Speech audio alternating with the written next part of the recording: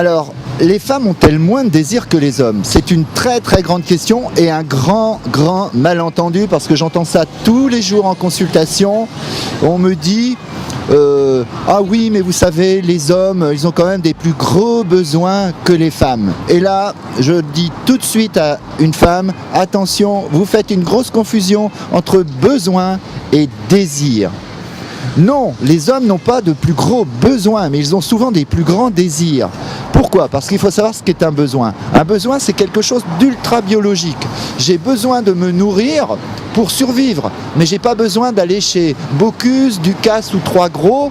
J'en ai envie, j'anticipe la récompense et le plaisir que je vais me faire en le faisant. Le désir est quelque chose de très égocentré. Alors, je n'ai pas besoin de faire l'amour, parce que le besoin c'est lié à la reproduction. Si je me tiens à mon besoin, je vais faire l'amour 5 fois dans ma vie.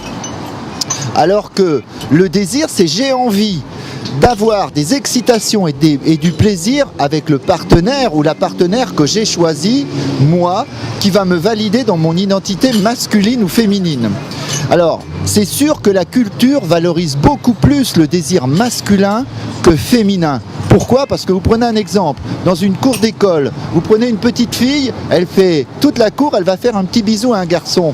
On va lui dire, tu sais, c'est pas joli ce que tu fais, c'est pas beau. Un petit garçon le fait, on va lui dire, mais ça va être un vrai petit mâle plus tard, ça va être un petit bonhomme super viril. Donc on voit bien que dès le départ, on va juguler le désir féminin, alors qu'on va contribuer au développement du désir masculin qui est ultra valorisé.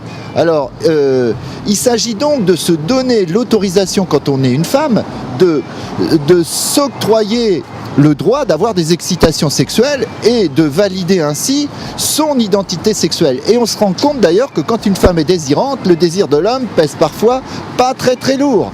Quand une femme anticipe toutes les exigences d'un homme, il y a peu de chances qu'un homme en soit toujours à la hauteur. Alors, il y a plus, si vous voulez, malgré tout, d'inhibition du désir sexuel féminin, parce que culturellement, on ne les a pas préparées à être désirantes, on n'a pas validé ou valorisé le désir féminin, mais une femme peut être largement à la hauteur du désir des hommes.